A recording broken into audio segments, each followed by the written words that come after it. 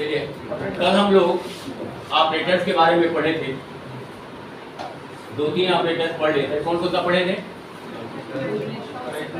Arithmetic, relational, logical और assignment operators.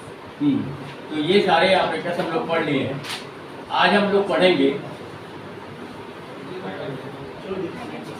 Identity operator. तो identity operator के बारे में जान लीजिए। आइडेंटिटी ऑपरेटर किसी भी ऑब्जेक्ट के इक्वालिटी को चेक करने के लिए होता है। किसी ऑब्जेक्ट के इक्वालिटी को चेक करने के लिए होता है आइडेंटिटी ऑपरेटर। और आइडेंटिटी ऑपरेटर में दो तरह के ऑपरेटर हैं। एक ऑपरेटर है एज और एक ऑपरेटर है एज नॉट। ये दो ऑपरेटर है, आइडेंटिटी ऑपरेटर, एज और एज नॉट। ठीक है, जो आप लोग के लिखने का मतलब का चीज होगा उसको लिखते जाइएगा। अब इन दोनों ऑपरेटर का यूज कैसे करेंगे?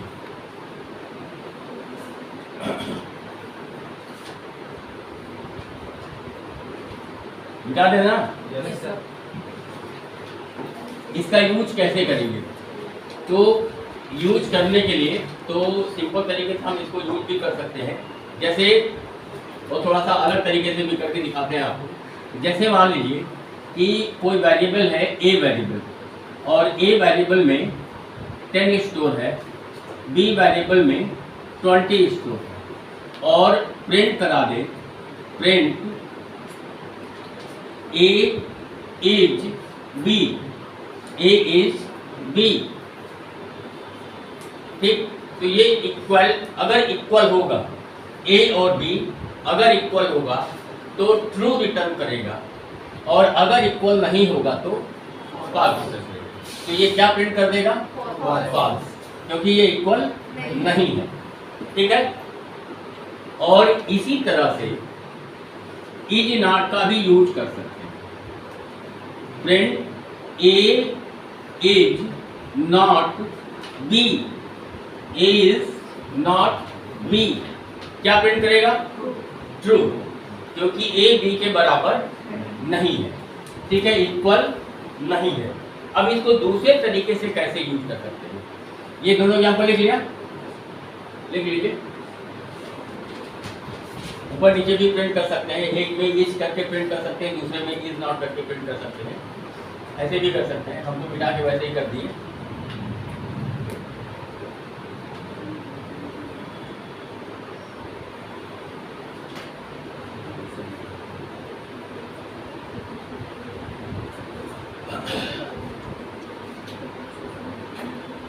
हो गया।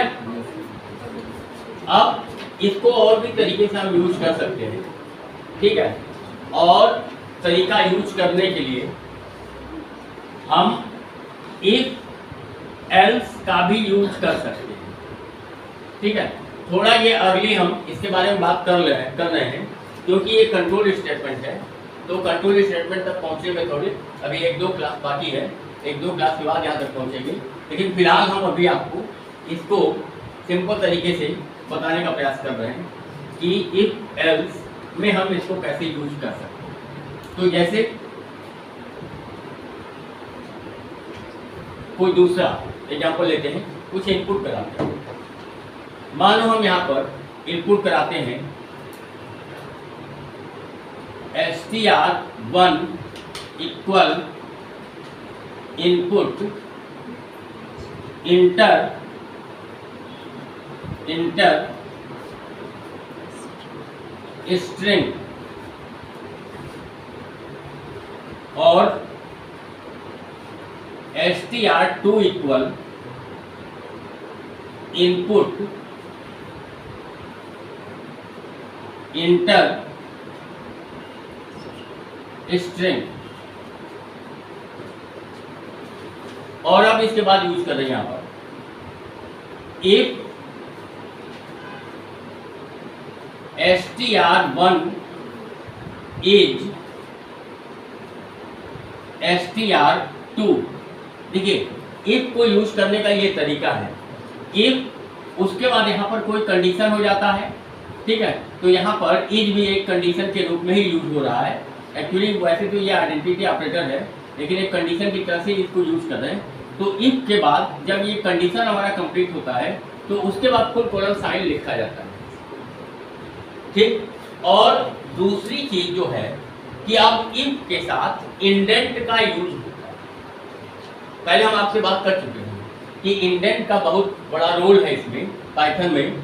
तो अब यहाँ पर इंडेंट का यूज होता है। तो इंडेंट का यूज कैसे होगा? जैसे आप यहाँ पर फुल कॉलम यहाँ पर टाइप करने के बाद और जैसे ही आप एंटर की प्रेस करेंगे, वैसे ही कर्सर यहाँ से कुछ जगह छोड़कर कर्सर यहाँ पर ऑटोमेटिकली आ जाएगा। आपको लाने की जरूरत नहीं पड़ेगी,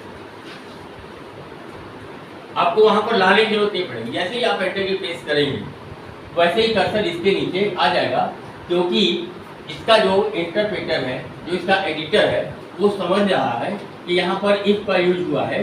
तो इफ के बाद का जो स्टेटमेंट होगा वो इंडेंट के साथ होगा, इसलिए वो ऑटोमेटिकली इतना इंडेंट छोड़कर कर्सर आगे आया है। बात समझ में आ रही है? तो अब आपको यहीं से अपना अगला स्टेटमेंट लिखना है। कई बार सवाल ये होता है कि यहाँ पर जो स्पेस छोड़ा जाता है वो एक्चुअली कितना होता है, ठीक है, कितना स्पेस छोड़ सकते हैं। तो इसके लिए कोई पर्टिकुलर स्पेस डिफाइन नहीं है कि एक स्पेस होगा, 2 होगा, 3 होगा, 4 होगा, कितना होगा, ठीक है। एक स्पेस भी हो सकता है, 2 स्पेस भी हो सकता है, या उससे ज़्यादा भी हो सकता है। लेकिन इन जनरल यहाँ पर 4 स्पेस होता है, 4 स्पेस इन जनरल होता है। लेकिन अगर आप एक भी स्पेस करते हैं, थोड़ा सा साइड में हम आपको यहाँ पे लिख के समझा रहे हैं। मान लो यहाँ पर लिखा है इफ, और यहाँ पर कोई कंडीशन है, और उसके बाद यहाँ पर फुल कॉलम है, और इसके बाद यहाँ से आपका स्टेटमेंट लिखा जा रहा है। तो मान लो कि आप यहाँ पर एक स्पेस के बाद ही लिख रहे हो, माने इंडेंट सिंगल स्पेस का दे रहे हो, तो यहाँ से जो भी स्टेटमेंट होगा, अब यहाँ पे आपको थोड़ा समझना है कि मान लो यहाँ पर कि इफ की कंडीशन ट्रू होने के बाद ये 4 स्टेटमेंट का एक ब्लॉक बन रहा है, 4 स्टेटमेंट का एक ब्लॉक बन रहा है। तो ये जो 4 स्टेटमेंट यहाँ पर लिखे हैं, सबका इंडेंटेशन इक्वल होना चाहिए।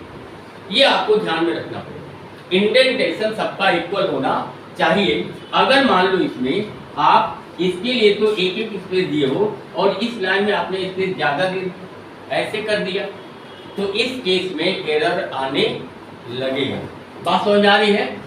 इसको ब्लॉक कहा जाता है, ब्लॉक ऑफ कोड। ये जो 4 लाइन यहाँ पे लिखा है, ये 2 लाइन भी हो सकता है, ये 1 लाइन भी हो सकता है, ये 4 से ज्यादा भी हो सकता है। इस केस में कि अगर ये कंडीशन ट्रू होगा तो ये सारे के सारे स्टेटमेंट एग्जीक्यूट होने हैं, तो ये सारे के सारे स्टेटमेंट ब्लॉक के रूप में लिखे जाएंगे, और ब्लॉक का जो इंडेंटेशन होगा वो इक्वल होगा हर स्टेटमेंट के लिए। बात समझ में आई? किसी को कोई दिक्कत है? सर जैसे ब्लॉक का नहीं, एक सीक्वेंस में जैसे होगा। ब्लॉक का मतलब होता है, ब्लॉक ऑफ कोड का मतलब ये होता है, देखो जैसे अगर इसी चीज को अगर हम सी लैंग्वेज में लिखें, सी लैंग्वेज, तो सी लैंग्वेज में लिखने का ये तरीका होता है, इफ होता है, फिर कंडीशन होता है इस तरह से, फिर उसके बाद यहाँ पर ब्रेसेस होते हैं, इसके अंदर स्टेटमेंट होता है, और उसके बाद ये ब्रेस बंद होता है। ये सी लैंग्वेज का तरीका है, ठीक है। तो सी लैंग्वेज में हम ब्लॉक को ब्रेस के अंदर बनाते हैं, माने ब्रेसेस से हम ब्लॉक बनाते हैं। तो सी लैंग्वेज में या C++ में इस तरह के इंडेंटेशन की कोई जरूरत नहीं होती, यहाँ पर कोई इंडेंटेशन की जरूरत नहीं होती है। और इसके अंदर का जो स्टेटमेंट होता है वो अगर आगे पीछे भी लिखा है तो उससे कोई प्रॉब्लम नहीं होती है। यहाँ पर ये जो ब्रेस ओपन हुआ और यहाँ पर ये जो ब्रेस क्लोज हुआ है, इसके बीच में जितना भी स्टेटमेंट लिखा है वो सारा का सारा ब्लॉक ऑफ स्टेटमेंट है, ये ब्लॉक ऑफ कोड है, और ये पूरा का पूरा कोड, इस ब्लॉक के अंदर जितना स्टेटमेंट लिखा है, ये पूरा का पूरा कोड एक यूनिट के रूप में एग्जीक्यूट होगा। यूनिट का मतलब कि अगर ये कंडीशन ट्रू होगा तो इस ब्लॉक के अंदर लिखे हुए सभी स्टेटमेंट्स को एक साथ एग्जीक्यूट करेंगे। उस सवाल में आया जो सवाल आंसर मिला उसका, ठीक है। तो ब्लॉक ऐसे यहाँ पर बनाते हैं, यहाँ पर इंडेंट देते हैं। हम एक स्पेस भी दे सकते हैं इंडेंट बनाने के लिए, दो भी दे सकते हैं, लेकिन जनरली वो 4 स्पेस होता है। बात सबको समझ आ गई? क्वेश्चन भी आ सकता है आपका 1 नंबर का, ठीक है, कि ब्लॉक ऑफ कोड बनाने के लिए कितने स्पेस का इंडेंट आप बनाएंगे। तो आप वहां पर लिख सकते हैं कि इसके लिए कोई फिक्स स्पेस का कॉन्सेप्ट नहीं है, लेकिन इन जनरल 4 स्पेस हम प्रोवाइड करते हैं। अब चलिए, अब यहाँ पर देखिए, यहाँ पर प्रिंट करा लेते हैं। Print both strings are equal, और यहाँ पर एल्स का भी यूज करते हैं। अब देखिए, यहाँ भी आपको एक ध्यान देना है, ठीक है। अब यहाँ पर क्या ध्यान देना है, इसके ऊपर हम दिखाते हैं कि जैसे मान लो हम यहाँ पर ये जो ब्लॉक यहाँ पर क्रिएट कर रहे हैं इफ का, तो ये सिंगल लाइन का ही हमारा ब्लॉक है। तो जब हम यहाँ पर एंटर की प्रेस करेंगे, जब यहाँ पर एंटर की प्रेस करेंगे तो ऑटोमेटिकली कर्सर इस पी के नीचे ही आएगा, पी के नीचे ही इसका कर्सर आएगा, ठीक है। तो जब इसका कर्सर पी के नीचे आएगा तो अब आपको पी के नीचे लिखना नहीं है, प्रिंट के नीचे कुछ लिखना नहीं है, क्योंकि इस ब्लॉक में आप सिंगल स्टेटमेंट ही लिखना चाहते हैं। तो उस केस में क्या करना पड़ेगा कि आपको कर्सर मूव कराकर आई के नीचे लाना पड़ेगा, आई के नीचे लाना पड़ेगा, ठीक है। तो आई के नीचे कर्सर कैसे आएगा? आपके कीबोर्ड में बैक स्पेस की होता है, मालूम है ना? बैक स्पेस की का यूज करके आप कर्सर को यहाँ लाएंगे, और यहाँ पर लाने के बाद आई के ठीक नीचे, आई के ठीक नीचे यहाँ आप लिखेंगे एल्स, और एल्स लिखने के बाद भी यहाँ पर फुल कॉलन साइन का यूज होता है। जैसे इफ के बाद यहाँ पर फुल कॉलन साइन का यूज होता है, उसी तरह से एल्स जब लिखेंगे तो एल्स के आगे भी फुल कॉलन साइन का यूज होगा। इतना समझ में आया? ठीक। तो एल्स के केस में अगर हम कोई स्टेटमेंट लिखना चाहें तो हम यहाँ पर लिख सकते हैं print both strings are not equal। सही है ना? बोलिए, both strings are not equal। अब इसके आगे हमको कुछ लिखना नहीं है, ये छोटा सा प्रोग्राम हमारा बन चुका है। तो अब इसको क्या करेंगे? सेव करेंगे। सेव करेंगे ना? सेव कर लेंगे, और सेव करने के बाद क्या करेंगे? रन कराएंगे, ठीक है। तो अब आपको यहाँ पर जब आप इसको रन कराएंगे तो सबसे पहले आपके कंप्यूटर की स्क्रीन पर ये मैसेज मिलेगा इंटर स्ट्रिंग। तो आप पहला स्ट्रिंग जो इनपुट करेंगे वो str1 वेरिएबल में स्टोर हो जाएगा। उसके बाद फिर से ये एक मैसेज आ जाएगा इंटर स्ट्रिंग, या आप इस मैसेज को अपने हिसाब से थोड़ा और मॉडिफाई भी कर सकते हैं कि आप यहाँ पर लिख सकते हैं इंटर फर्स्ट स्ट्रिंग, और यहाँ पर लिख सकते हैं इंटर सेकेंड स्ट्रिंग। इस तरीके से भी मैसेज आप अपने हिसाब से, अपने प्रोग्राम के हिसाब से एप्रोप्रिएट मैसेज लिख सकते हैं। उसके लिए कोई अलग से आपको सोचने की जरूरत नहीं है। ऐसा नहीं है कि इस मैसेज में अगर हम ऐसा लिख रहे हैं तो आप भी ऐसा ही लिखें। अगर आप इसमें कुछ बढ़ा देंगे या इसमें कुछ कम कर देंगे तो भी कुछ गलत नहीं होगा। अगर इसके अंदर आप लिख देते हैं कि इंटर फर्स्ट स्ट्रिंग और यहाँ पर लिख देते हैं इंटर सेकेंड स्ट्रिंग तो भी कोई प्रॉब्लम नहीं है, क्योंकि जो मैसेज आप लिखेंगे वही मैसेज स्क्रीन पर डिस्प्ले होगा। बात समझ आ गया? तो str1 में पहला स्ट्रिंग आपने इनपुट कर दिया और str2 में दूसरा स्ट्रिंग यहाँ पे इनपुट कर दिया। अब यहाँ पर कर रहा है कि इफ माने अगर, इफ माने अगर, ठीक। अगर str1 str2 के इक्वल है, अगर ये ट्रू है, अगर ये ट्रू है तो इफ के ठीक नीचे वाला स्टेटमेंट एग्जीक्यूट होगा। या इफ के ठीक नीचे वाला ब्लॉक ऑफ स्टेटमेंट एग्जीक्यूट होगा। क्योंकि यहाँ पर सिंगल स्टेटमेंट ही हमने यूज किया तो इसलिए हम यहाँ पर स्टेटमेंट कर रहे हैं, लेकिन अगर एक से ज्यादा स्टेटमेंट होता तो हम कहते ब्लॉक ऑफ स्टेटमेंट या ब्लॉक ऑफ कोड। बात समझ आ रही है? तो अगर ये कंडीशन ट्रू हुआ, ठीक है, अगर इसका रिजल्ट ट्रू हुआ तो ये प्रिंट कर देगा बोथ स्ट्रिंग्स आर इक्वल, और इसको प्रिंट करने के बाद कंट्रोल बाहर हो जाएगा, एल्स पर कंट्रोल नहीं आएगा। अगर इफ की कंडीशन ट्रू हो जाती है तो इफ के ठीक नीचे जो स्टेटमेंट या ब्लॉक ऑफ स्टेटमेंट लिखा होता है उसको एग्जीक्यूट करता है, और अगर ये कंडीशन फॉल्स हुआ, अगर इफ की कंडीशन फॉल्स हुई तो कंट्रोल एल्स पर आता है, और एल्स के नीचे जो भी स्टेटमेंट या ब्लॉक ऑफ स्टेटमेंट लिखा होता है उसको एग्जीक्यूट करता है। अगर ये कंडीशन फॉल्स हो जाएगा, ध्यान से बात समझ लेना, अगर ये कंडीशन फॉल्स हो जाएगा तो ये स्टेटमेंट प्रिंट नहीं करेगा, ये स्टेटमेंट एग्जीक्यूट नहीं होगा, सीधे कंट्रोल एल्स पर आएगा और एल्स का जो ब्लॉक है उस स्टेटमेंट को एग्जीक्यूट कर देगा। बात सबको समझ आ गई?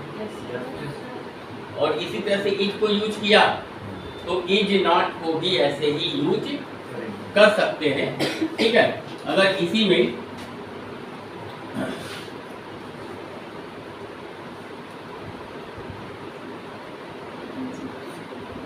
मैसेज थोड़ा उसके हिसाब से बदल देना पड़ेगा। इफ str1 इज, पहले लिख लिए थे ना आप लोग इसको, if str1 is not str2, full column लिखना भूलेंगे नहीं, तो उसके हिसाब से थोड़ा सा मैसेज बदल जाएगा ना। बोथ स्ट्रिंग्स क्या हो जाएगा message, both strings are not equal, ठीक है, यही होगा ना। और यहाँ पर नॉट हट जाएगा, बोथ स्ट्रिंग्स आर इक्वल, जब कंडीशन प्राप्त होगा तो, ठीक है ना। एक ही तरह का है, ठीक कर रहे हैं, एक ही तरह का है।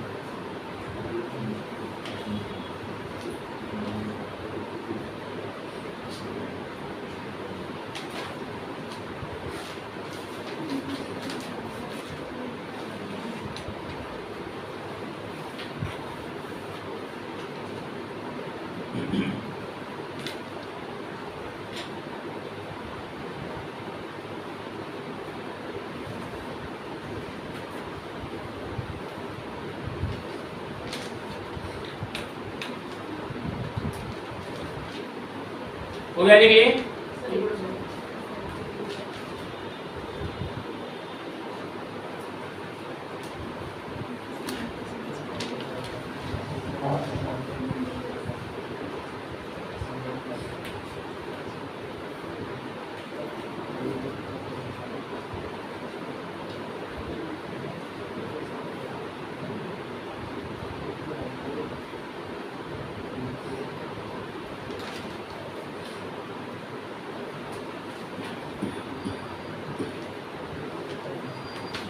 हो जाएगा तो बताइएगा।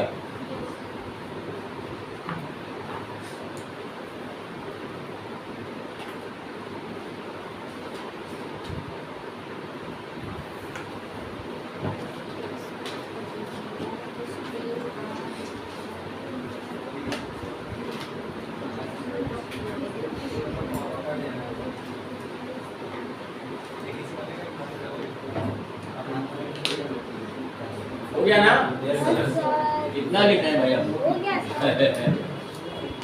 चलिए अगला लिखिए, मेंबरशिप ऑपरेटर्स, मेंबरशिप ऑपरेटर।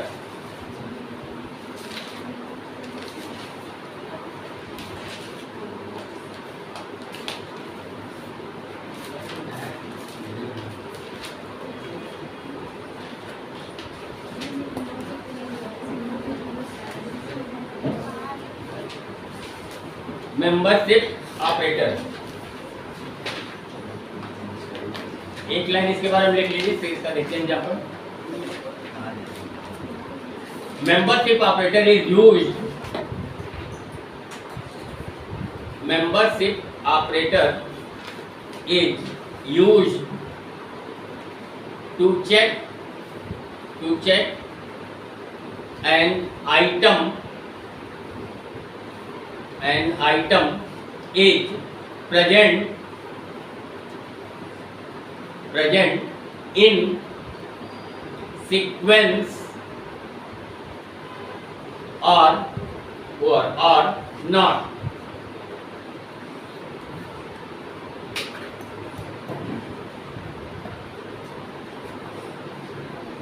बोलिए साहब, there are two types of operators.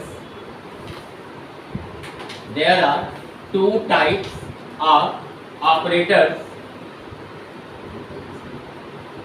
Dash के बाद नीचे लिख लेना, in और not in. In और not in.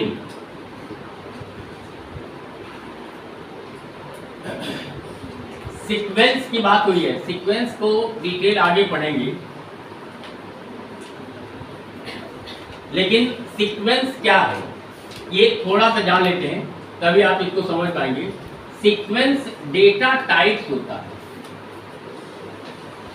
Sequence data types, ये एक तरह का डेटा टाइप सीक्वेंस, ठीक है।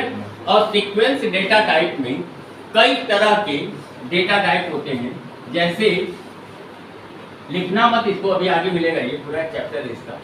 जैसे स्ट्रिंग है, लिस्ट है, टपल है, सेट है और डिक्शनरी है। ये इतने तरह के सीक्वेंस डेटा टाइप्स हैं। तो इसी सीक्वेंस डेटा टाइप में कोई पर्टिकुलर आइटम प्रेजेंट है या नहीं है, ये दोनों ऑपरेटर बताते हैं, इन और नॉट इन। इसका रिजल्ट भी ट्रू होता है।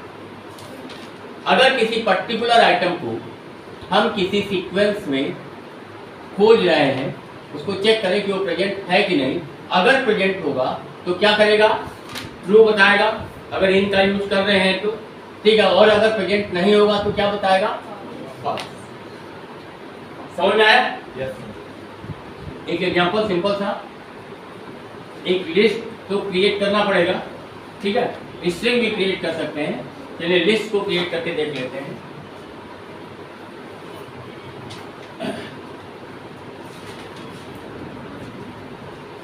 जैसे मान लो कि हमारा लिस्ट का वेरिएबल है एल और लिस्ट बड़े ब्रैकेट से, इसको ब्रैकेट कहा जाता है सिंपली, जानते होंगे सब लोग, ठीक है। ये जो होता है इसको क्या कहते हैं, पैरेंथेसिस, इसको क्या कहते हैं, ब्रेसेस, और इसको क्या कहते हैं, ब्रैकेट। और ये भी दो से बना है, ठीक है। ये लेफ्ट पैरेंथेसिस, ये right parenthesis, left brace, right brace, left bracket और राइट ब्रैकेट। तो इस तरीके से इसका नाम है, ये पैरेंथेसिस, ये ब्रेसेस और ये ब्रैकेट्स। तो यहाँ पे ब्रैकेट का यूज होता है। और इस लिस्ट में जो भी आइटम आपको लिखना है वो आइटम आप यहाँ पर लिख सकते हैं। जैसे मान लो आपने लिखा 5, 10, 12, 15, 17, 20 और 25, मान लो ये एक लिस्ट में।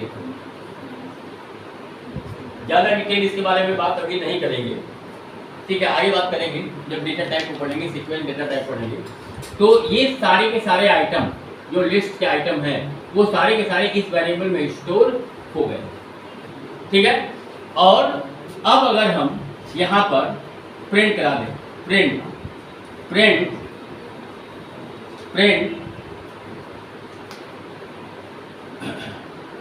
14 in L,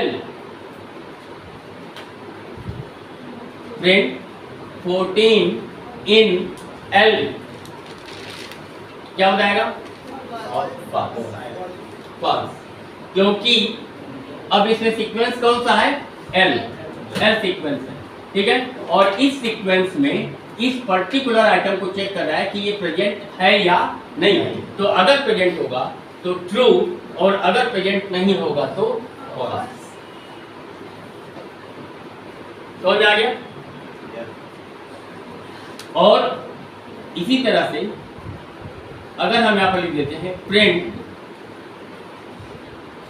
12 इन L, तब क्या कर देगा? ट्रू। अगर ऐसे ही प्रिंट करा दें print 15 not in L, 15 not in L, तब क्या होगा?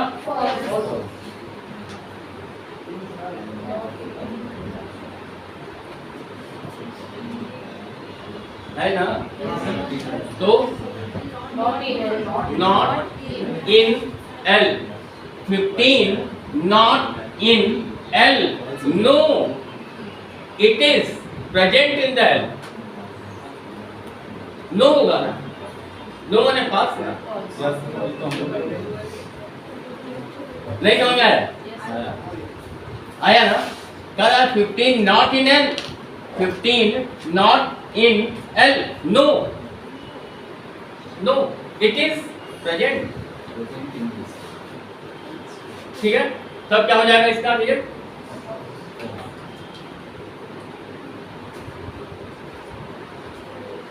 हाँ होगा ना? हाँ yes.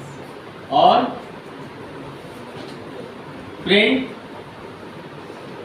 16 not in L, 16 not in L, yes yes, it is not in L। कुछ समझ में आया? थोड़ा बहुत, थोड़ा ही आ रहा है ना, ज्यादा नहीं आ रहा है ना?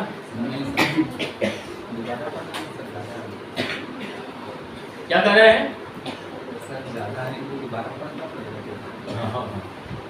वो तो पढ़ना पड़ेगा, पढ़िएगा, दोबारा पढ़ना ही पड़ेगा। हो गया, मिटा दें? लिख लीजिए जल्दी से।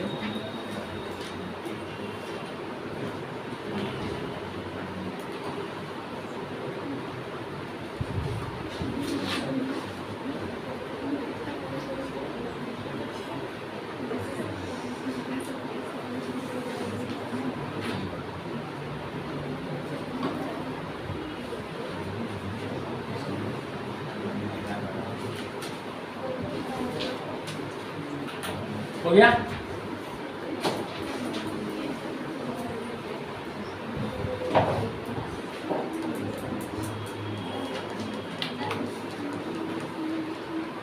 जब आप लोग बोलेंगे तो इसको मिटाएंगे, हम आगे बढ़ेंगे। हो गया ना? तो बता दीजिए।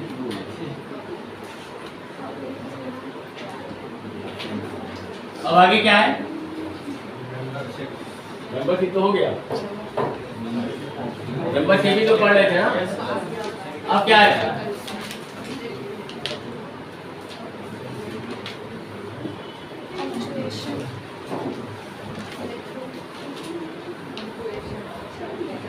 यही है ना? तो आप लोग इंग्लिश वगैरह में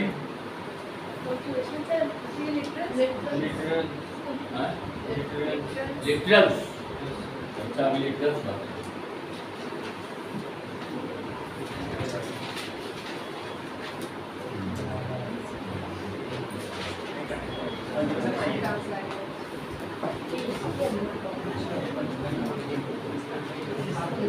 लिटरल्स जानते हैं इसके बारे में? लिटरल किसे कहते हैं?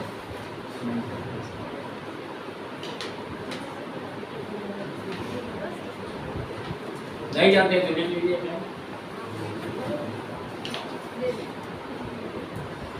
Literals are constant values. Literals are constant values, that is fixed values.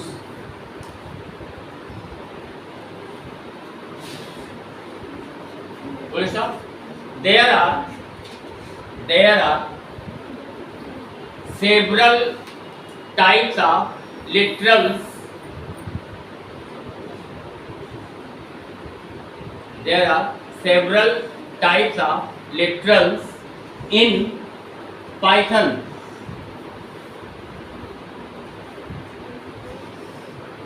कौन कौन से हैं?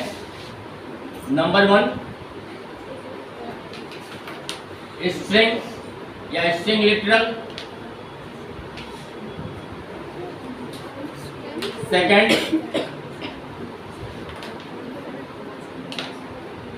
न्यूमेरिक लिटरल,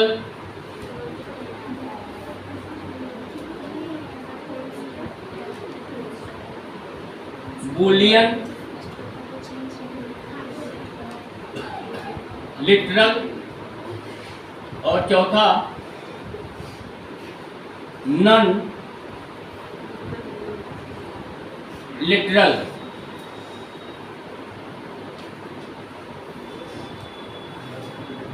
ये 4 तरह के लिटरल होते हैं, स्ट्रिंग, न्यूमेरिक, बूलियन और नन। सबके बारे में एक एक करके देख लेते हैं। लिटरल के बारे में आप लिखे हैं कि कांस्टेंट वैल्यू होता है, लिटरल जो होता है वो कांस्टेंट वैल्यू होता है। जैसे मान लीजिए कि अगर हम लिख दें कंप्यूटर क्या है, लिटरल, लिटरल हो गया। अगर हम लिख दें 125 क्या हो गया, लिटरल हो गया। अगर हम लिख दें ट्रू क्या हो गया, लिटरल। तो ये अलग अलग लिटरल, ठीक ना। तो सबसे पहले हम स्ट्रिंग लिटरल के बारे में बात करते हैं, ठीक है। स्ट्रिंग लिटरल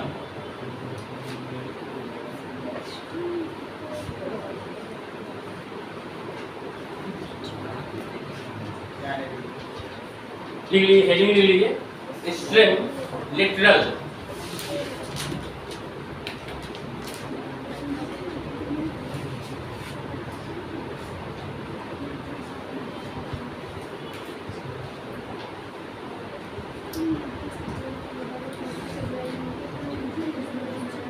लिखिए string literals, string literals are two types. String literals are two types.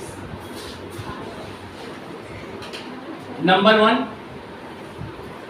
पहला सिंगल लाइन स्ट्रिंग, और दूसरा बात मत करिए मल्टी लाइन स्ट्रिंग। और बात करिए तो ऐसा करिए कि सब लोग सुने, ठीक है, थोड़ा हम भी सुने, बाकी लोग भी सुने, सबको थोड़ा अच्छा लगे। और धीरे धीरे बात करेंगे तो हमको तो नहीं सुनाई देगा, हो सकता है आप लोगों को अलग अलग सुनाई दे। तो हम भी चाहते हैं आप लोगों की बात सुने। तो अगर सार्वजनिक बात है तो बात करिए, और अगर प्राइवेट बात है तो मत करिए, ठीक ना। ये दो तरह का सिंगल लाइन स्ट्रिंग और मल्टी लाइन स्ट्रिंग। किसी भी स्ट्रिंग को लिखने का दो तरीका है। आपको मालूम है कि आप पाइथन में स्ट्रिंग को दो तरीके से लिख सकते हैं, सिंगल इन्वर्टेड कामा के अंदर भी लिख सकते हैं, ठीक ना, और डबल इन्वर्टेड कामा के अंदर भी लिख सकते हैं। लेकिन अब यहां पर ये जो दो टाइप के स्ट्रिंग यहां पर बताए गए हैं, इनको देखते हैं कि ये दो टाइप के लिटरल्स क्या है, स्ट्रिंग लिटरल्स क्या है। तो जैसे एक एग्जांपल हम यहां पर लिख रहे हैं, प्रिंट प्रिंट, और चाहे सिंगल इन्वर्टेड कॉमा आप यूज कर लें या डबल इन्वर्टेड कॉमा कर लें, ठीक है, दोनों एक ही है। और यहां पर हम लिख रहे हैं कंप्यूटर कैरियर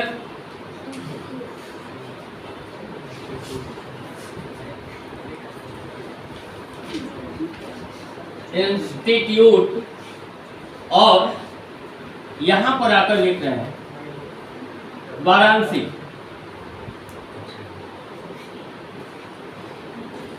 और इन्वर्टेड कामा बंद किया और कामा, इन्वर्टेड कामा बंद किया और पैरेंथेसिस को क्लोज किया। इस लाइन में एरर आएगा,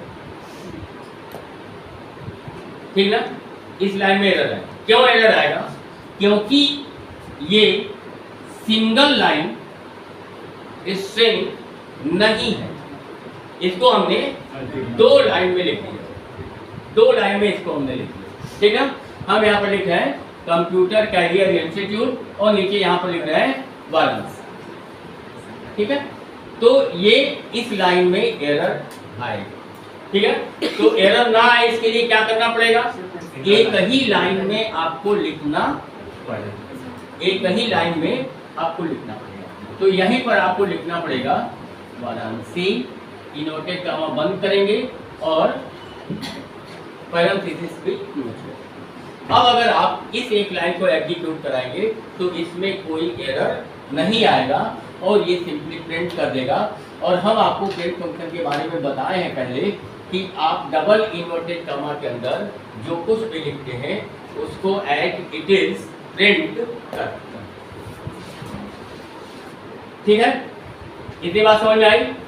अब ये जो डबल इन्वर्टेड कामा है इसकी जगह पर आप सिंगल इन्वर्टेड कामा का भी यूज कर सकते हैं, ठीक।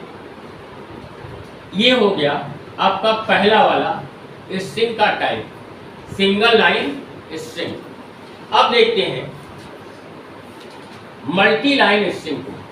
तो मल्टी लाइन स्ट्रिंग को लिखने का दो तरीके से हम मल्टी लाइन स्ट्रिंग को लिख सकते हैं, ठीक। और दोनों तरीका देख लेते हैं। प्रिंट सिंगल इन्वर्टेड कामा या डबल इन्वर्टेड कामा, कोई भी कंप्यूटर, फिर इसके बाद बैकस्लैश,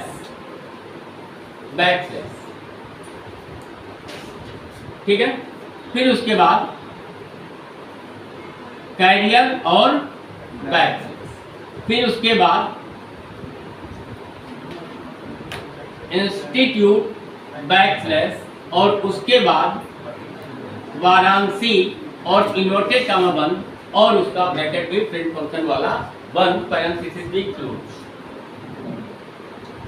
ये बिल्कुल वैलिड है और ये मल्टी लाइन स्ट्रिंग का एक तरीका। इस तरीके से अगर आपको लाइन ब्रेक करना है, आप स्ट्रिंग को सिंगल इन्वर्टेड कामा या डबल इन्वर्टेड कामा के अंदर लिखना चाहते हैं और लाइन को ब्रेक करना चाहते हैं, तो बैकस्लैश, ये बैकस्लैश है ना, पता है सबको, एक इधर से ऐसे भी होता है, इसको क्या कहते हैं? हाँ, स्लैश करते हैं या फॉरवर्ड स्लैश भी करते हैं, फॉरवर्ड स्लैश, ठीक। और इसको बैकस्लैश या बैकवर्ड स्लैश कहा है, ठीक है। तो यहाँ पर बैकस्लैश का यूज करेंगे और बैकस्लैश का यूज करने के बाद उसके बाद जितनी भी लाइन लिखनी है लिख लीजिए, इसमें कोई एरर नहीं आएगा। जैसे यहाँ पर एरर आ रहा था, यहाँ कोई एरर नहीं है। बात सबको समझ में आ गई? लिख भी लिया आप इसको। ये दूसरा जो तरीका है मल्टी लाइन स्ट्रिंग को डिफाइन करने का, तो वो तरीका है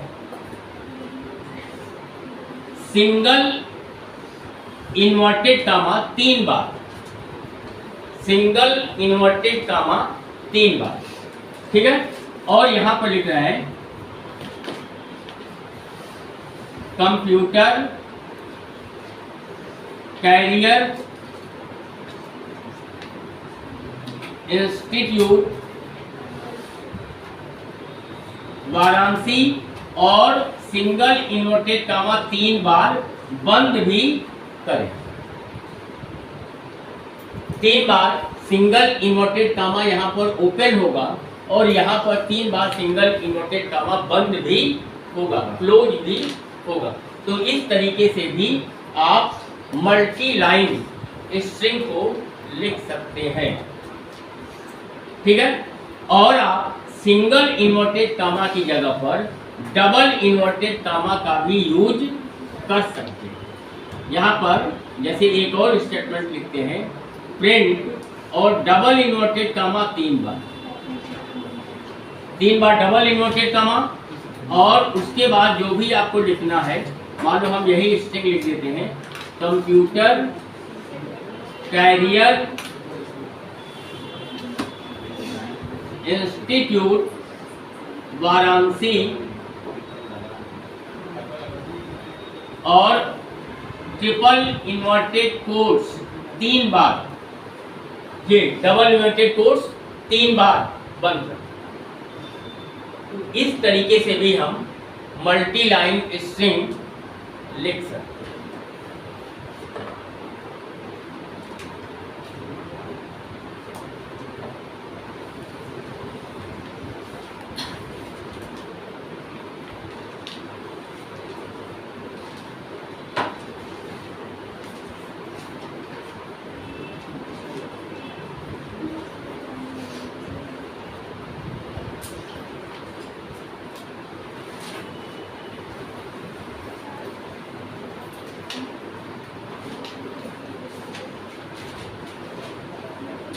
हो गया? सब लोग लिख लिए? तो ये था आपका स्ट्रिंग लिटरल्स। अब दूसरा देखिए, मिटा दो इसको। Yes sir. दूसरा देखिए, numeric literals.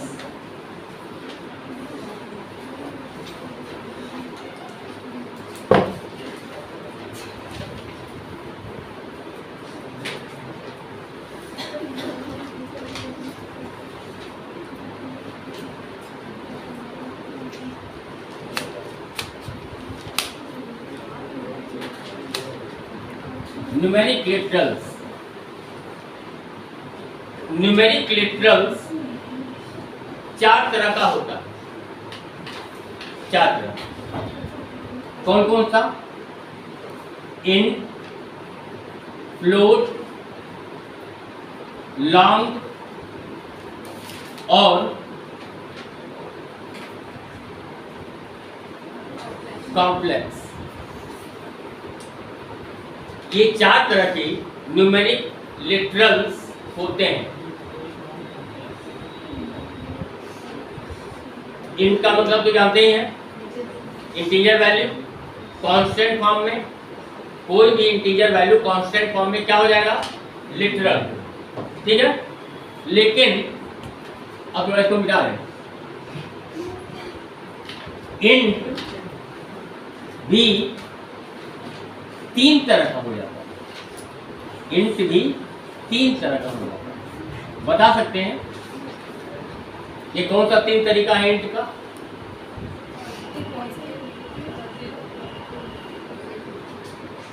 Positive integer, negative integer.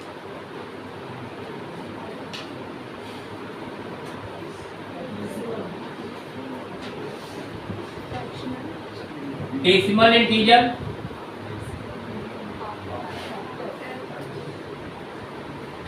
Octal integer,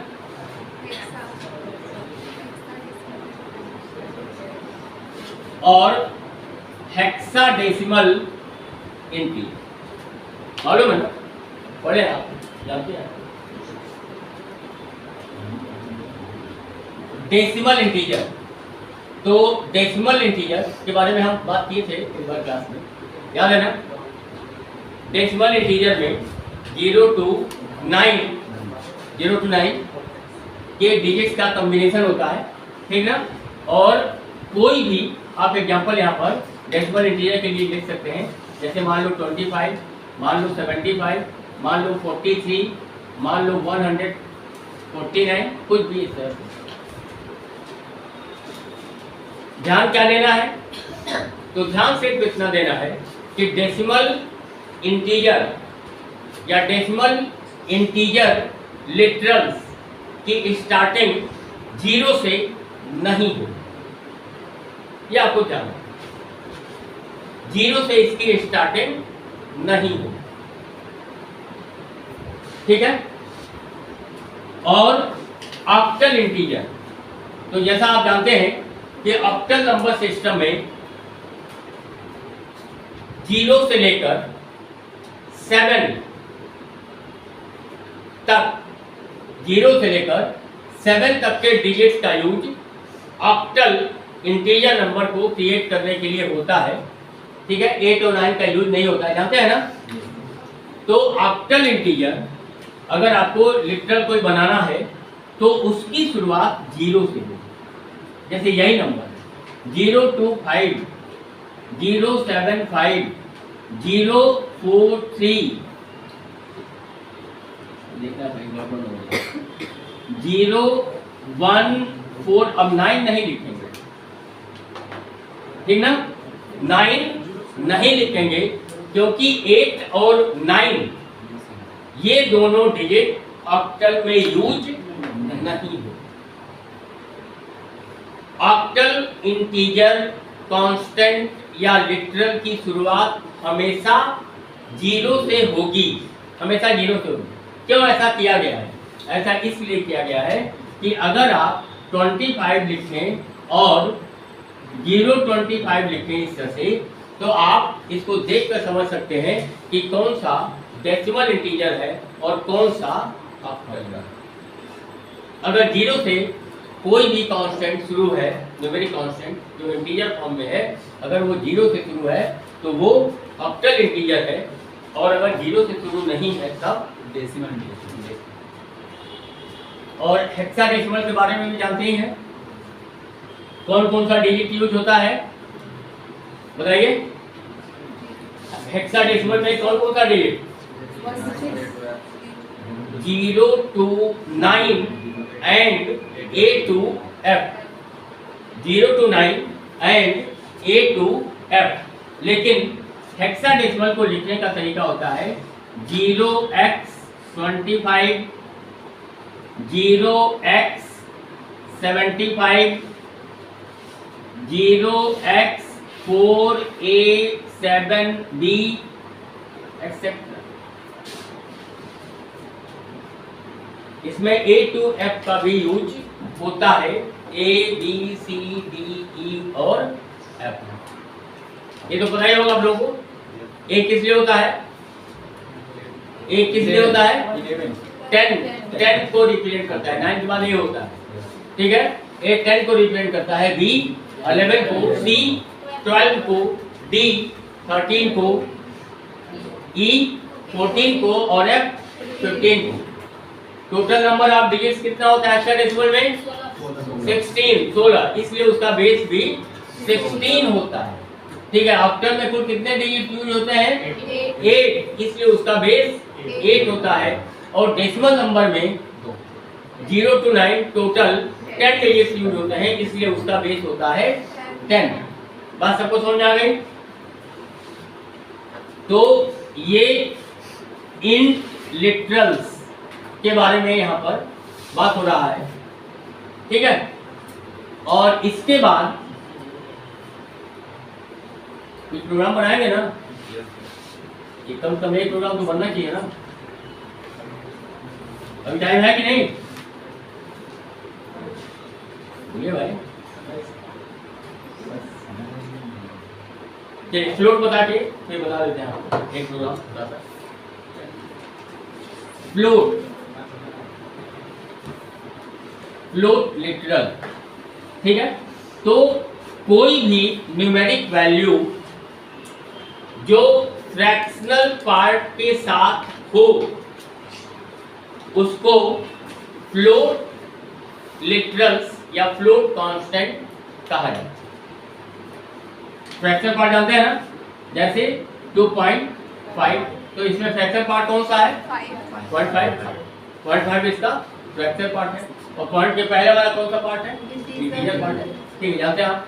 तो इसको दो तरीके से लिखते हैं, फ्लोट कांस्टेंट को दो तरीके से लिखते हैं। और एक तरीका है, जैसे मान लो ये हो गया 12.25, तो इसको सिंपली कहते हैं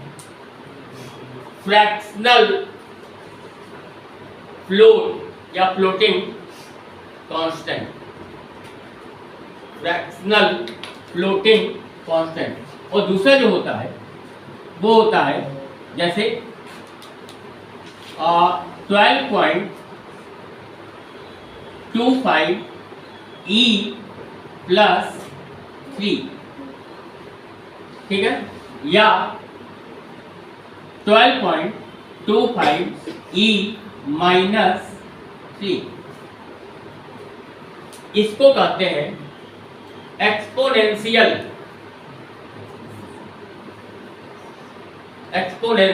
फॉर्म। ऊपर वाला फ्रैक्शनल फॉर्म और नीचे का जो 2 है इसको कहते हैं एक्सपोनेंशियल फॉर्म। जानते हैं इसके बारे में? ई का मतलब क्या? ई का मतलब एक्सपोनेंशियल, ठीक है, ई का मतलब एक्सपोनेंट। और मैं, हाँ बोलिए। एक्सपोनेंशियल का वो करेंगे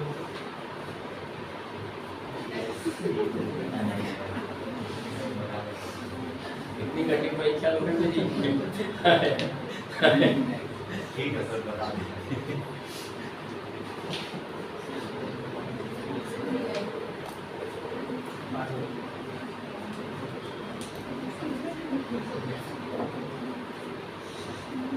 ठीक है,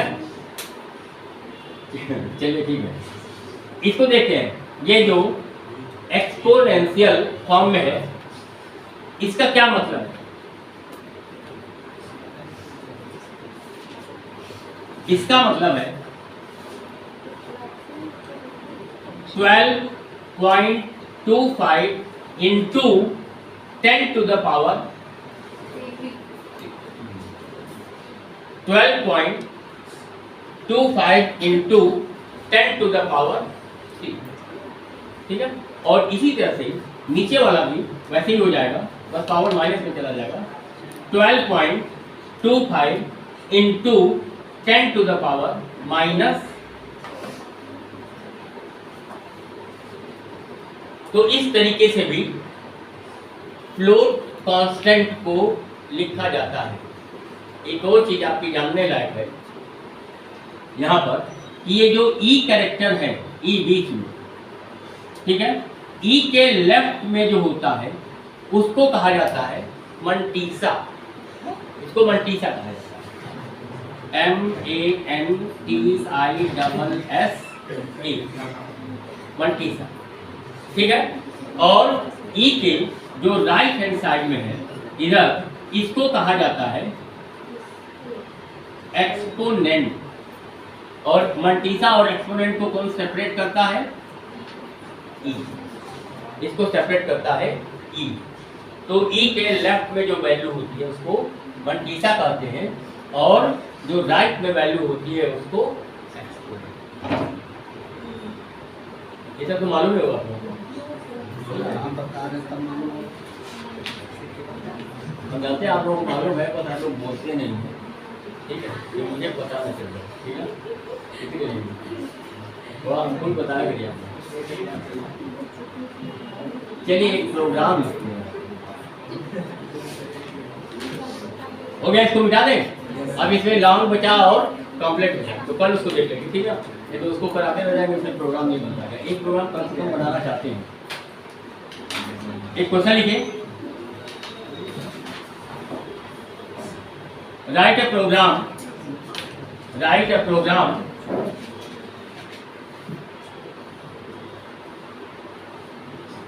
to enter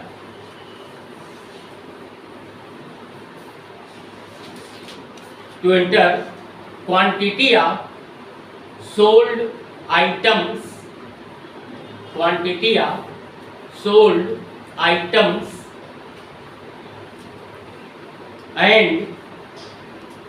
and unit price, unit price,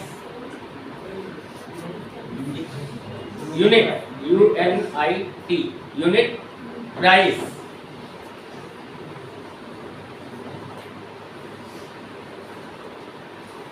full stop. Find gross amount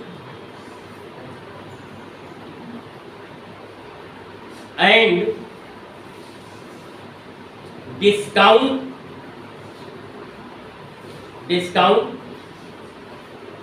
at the rate of 23%,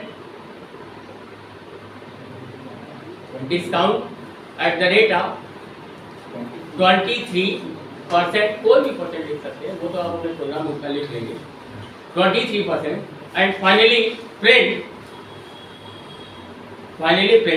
net payable amount, question समझ में आया? सिंपल सा है, बन जाएगा ना?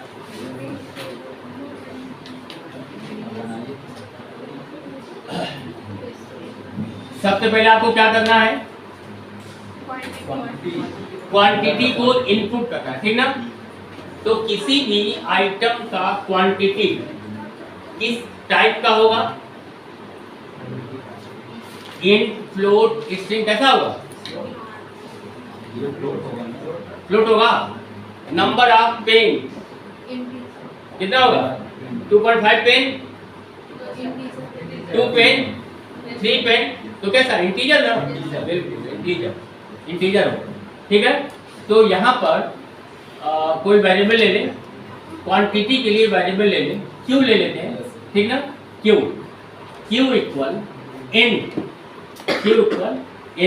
फिर यहाँ पर क्या करेंगे? Input inter quantity of item, 2 बार बंद होगा ब्रैकेट, ठीक ना? फिर अब इसके बाद आपको क्या इनपुट करना है? यूनिट प्राइस, माने एक यूनिट का कीमत, ठीक ना? तो प्राइस के लिए वेरिएबल पी लिया जा सकता है, ठीक ना?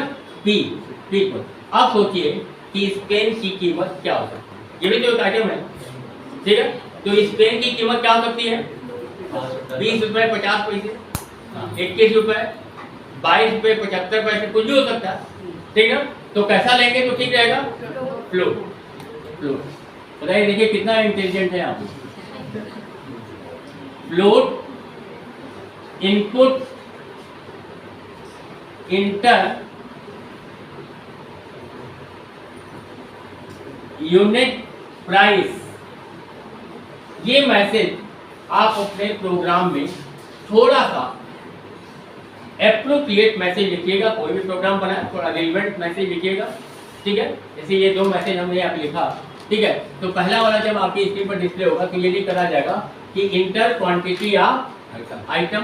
तो आप इसको देखकर या कोई भी आपका प्रोग्राम रन कराएगा तो वो देखकर समझ जाएगा कि आपको वहाँ पर क्या इनपुट करना है, ठीक है? और नीचे वाला मैसेज जब यहाँ पर आएगा तो उसको भी वो देखकर समझ जाएगा कि क्या इनपुट करना है, ठीक?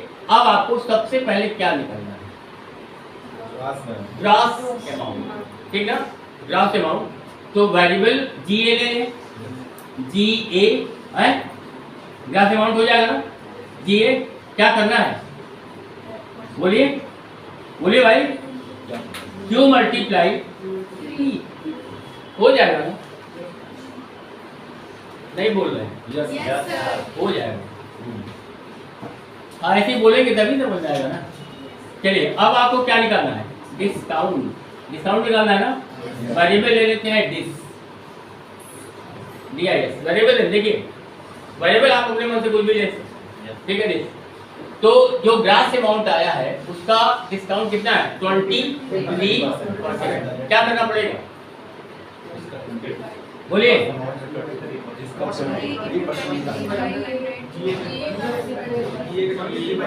हाँ तो क्या यहाँ पे फार्मूला क्या लिखेंगे ये तो बोलिए।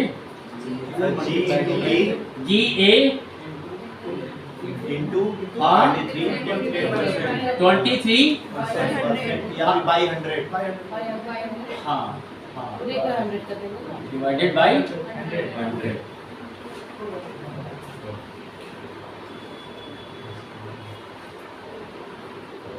हो जाएगा ना? Yes, sir. हो जाएगा। अब इसके बाद आपको क्या निकालना है? Net amount. Net amount. तो एन ए ले लेते हैं, ठीक है, या नेट भी ले सकते हैं, Yes, sir. ठीक है, नेट ही ले लें, नेट, ठीक है, नेट। अब नेट क्या करना है? GA minus जी ए माइनस discount. डिस्काउंट, वेरिएबल को ध्यान देना, ठीक है, जे माइनस दिस। अब तो सब कैलकुलेशन हो गए, Yes, अब तो प्रिंट ही करना है, sir. ठीक है, तो प्रिंट करा लीजिए, प्रिंट, प्रिंट। पहले क्या प्रिंट कराएंगे? ग्रास अमाउंट, ग्रास अमाउंट जीए। फिर उसके बाद क्या प्रिंट करेंगे? डिस्काउंट भी प्रिंट करा लेते हैं, प्रिंट डिस्काउंट, डिस्काउंट। और क्या वेरिएबल है? डिस। और प्रिंट करा लें, print net payable amount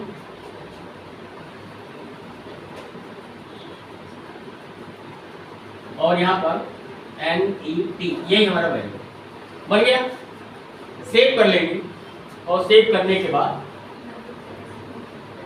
run कराएंगे। तो जब रन कराएंगे तो सबसे पहले आपको स्क्रीन पर ये वाला मैसेज मिलेगा, आपको क्वांटिटी इनपुट करना है। उसके बाद दूसरा मैसेज मिलेगा, आपको प्राइस इनपुट करना है, 1 यूनिट का प्राइस क्या है।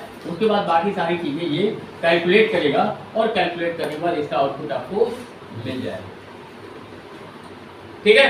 Yes, सबको बात समझ में आई? yes, sir. चलिए आज के लिए इतना ही और आगे फिर कल मिलते हैं। Thank you.